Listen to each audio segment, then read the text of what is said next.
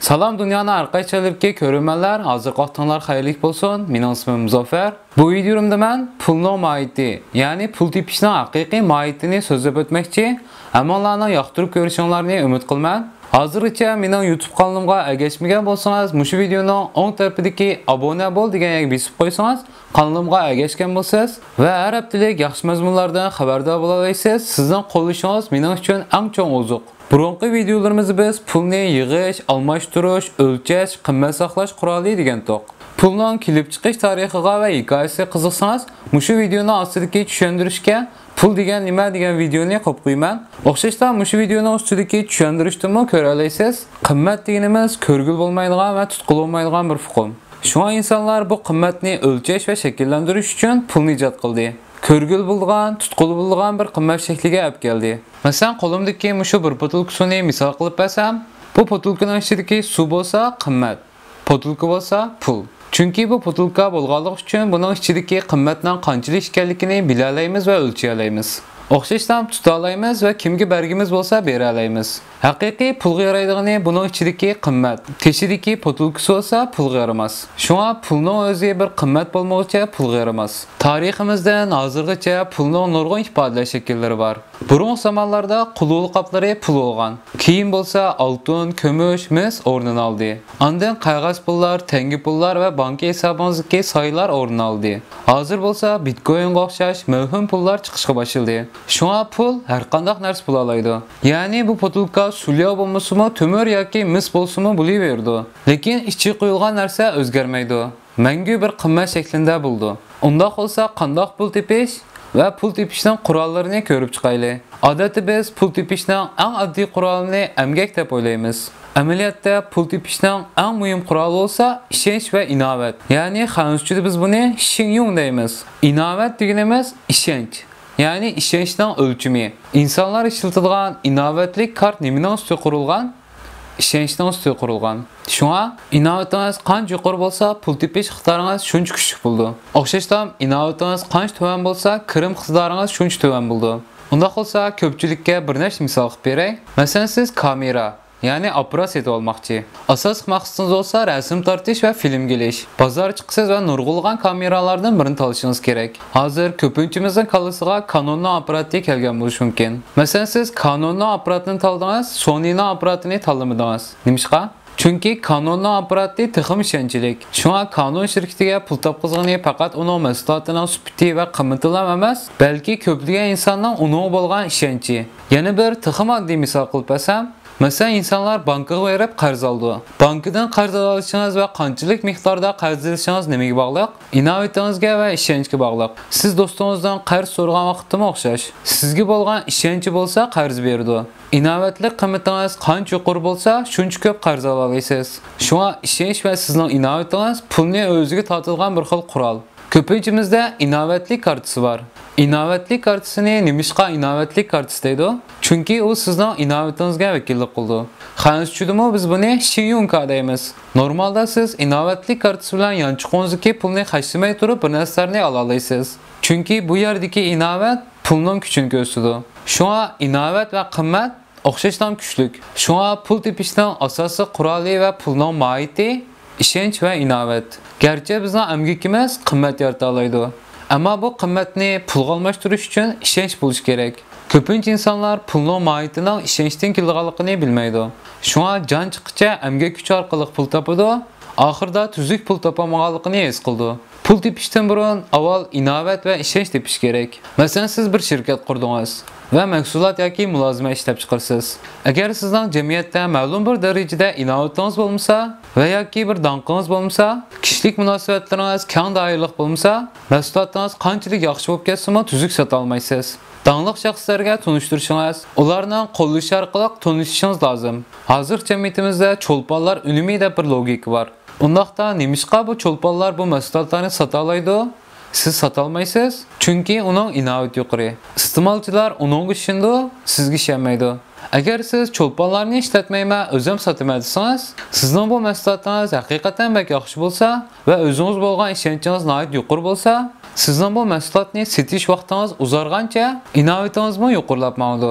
Lekin buningga uzun bir vaqt ketishi mumkin. Shunga sizning tez va ko'p pul topganingiz bo'lsa, barliq diqqatingizni mahsulot va mulozimatingizga markazlashtirib olmasligingiz kerak. Texmi ko'p inovatga ahamiyat berishingiz kerak. Chunki inovat sizning haqiqiy pul topadigan qurolingiz. Amni mahsulotingizga unum berishingiz kerak. Mahsulotingiz beklam nachar bo'lsa, sizning inovatingizni tushiradi.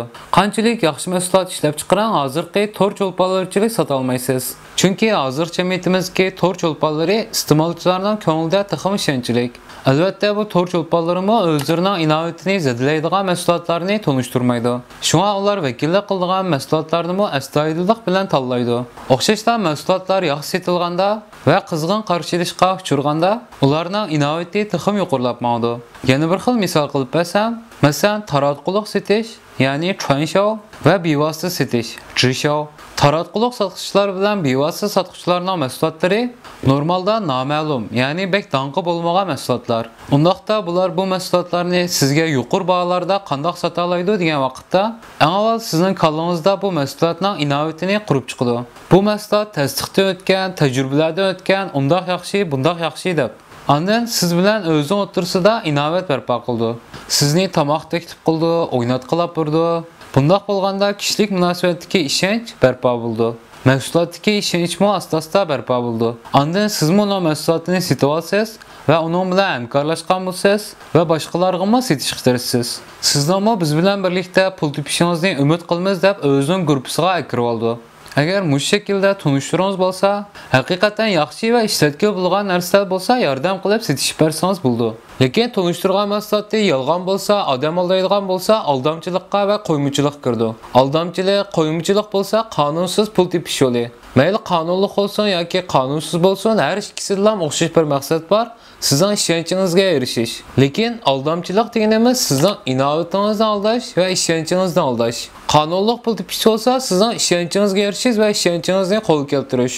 Agar pul tepishning va pulning mohiyatining ishonch va innovat ekanligini bilgan vaqtingizda va boshqa insonlarning noit oson yo'llar orqali pul tepayotganligini ko'rganingizda texim yaxshi tushunsiz.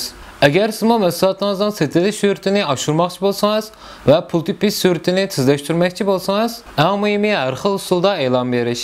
E'lon berish deganimiz donliq shaxslarning innovatini sotilish va ularning innovati orqali tez suratda siz uchun pul topqizish. Masalan, ma'lum bir mahsulot bor, siz burun ko'rib boqmagan va ishlatib boqmagan. Lekin siz yaxshi ko'radigan yoki nihoyat donliq birsi tashviqot e'loniga chiqdi. Masalan, bu mahsulotni tunishtirib Leonardo chiqdi deb o'ylasak, u chiqib yaxshi mahsulot deb tunishtirsa, haqiqatan yaxshi mahsulot o'xshaydi deb o'ylaymiz. O'xshashdan bu shirkat Leonardoni e'lon chiqishga taklif qila olibdi. Kuchli shirkatgan deb bu mahsulotga va shirkatga bo'lgan ishonchimiz yuqorilaydi. Shirkatning bizning ko'nglimizga innovati yuqorilaydi. Shunga jamiyatimizda cho'ng shirkat bo'lsin yoki kichik shirkat bo'lsin, hammasi e'lon chiqaradi. Chunki e'lon berish mahsulotning sifatini birishga yuqorilishdan oson va unumli. Masalan, olma shirkati insonlarning olma shirkatiga bo'lgan innovati va ishonchi yuqori bo'lg'achqa, uning keyingi bir avlod telefonning iqtidori uncha yuqorilmagan bo'lsa-mu, insonlar berib sotib oldi yoki almashtirdi. Bu yerda bo'lsa, markaning insonlarning qalbisidagi innovati nihoyat kuchli. Agar siz mashhur insonlarni e'lon chiqarmoqchi bo'lsangiz, nihoyat ko'p pul ketadi. Bu pulni siz shirkat mablag'idan chiqarsiz yoki boshqa insonlarning sizning shirkatga solgan mablag'lardan chiqarsiz. Agar yanchiqingizdan, ya'ni shirkatdan puldan chiqarsangiz, pul orqali innovat setib olsangiz va innovat orqali pul topasiz. Agar boshqalarning sizning shirkatga solgan mablag'idan chiqarib qilsangiz, o'zingizning innovat orqali mablag' soluvchilarning ishonchini qo'lga keltirsangiz, ondan ularning pul orqali boshqa bir innovat setib olsangiz va bu innovat orqali iste'molchilarning pulini topasiz. Shunga boshqalarning pul orqali pul tepish uchun sizning va shirkatingizning innovati nihoyat kuchli bo'lishi kerak. Agar siz utuq qozongan korxonachilar va donliq shaxslarning qatorida bo'lsangiz va sizning yangi bir planingizga mablag' soluvchilarni chaqirib qilgan vaqtingizda, %80 odam sizning planingizga emas, sizga bo'lgan ishonchiga mablag' soldi. Chunki mablag' soluvchilar bu odam cho'qim utuq qozona oladi, cho'qim pul topa oladi degan nazar bilan qaraydi. Bu ko'pchilik yoshlarning va yangi egalik tikuvchilarning xato ko'z qarashlariga sabab bo'ldi. Chunki bularning qalbisida Ben nahayet mükemmel bir plan tüzüp çıksam, kimlam görse nahayet yaxşı plan ekan, çoqum pul topalaysa deb mağum mablag' saldı deb o'ylaydi. Lekin ko'p vaqtda bundaq bo'lmaydi. Ularning ishingdigini planingiz emas, siz bo'lishingiz kerak. Ularning qaraydigini sizning tajribalaringiz. Burun nima ish qilib baqqan, qanday natijalarni qo'lga keltirgan. Agar siz burun ko'p plan proyektlarni qilib baqqan bo'lsangiz, hammasidek utuqliq bo'lgan bo'lsa, bu qitimliq planingizni ko'rishdan hech qanday hojat yo'q. Udulam sizga mablag' saldi yoki sizga topshirib berdi. Pulning mohiyatini inovat va ishonch degan to'q. Ammo ishonch va inovat pul emas. İşenç orqali biz muhabbatga erisha olamiz, do'stlikka erisha olamiz. Muhabbat va do'stlikning barpo qilinish jarayonida ishonch barpo bo'ldi. Shunga ishonch yengilmas qurol.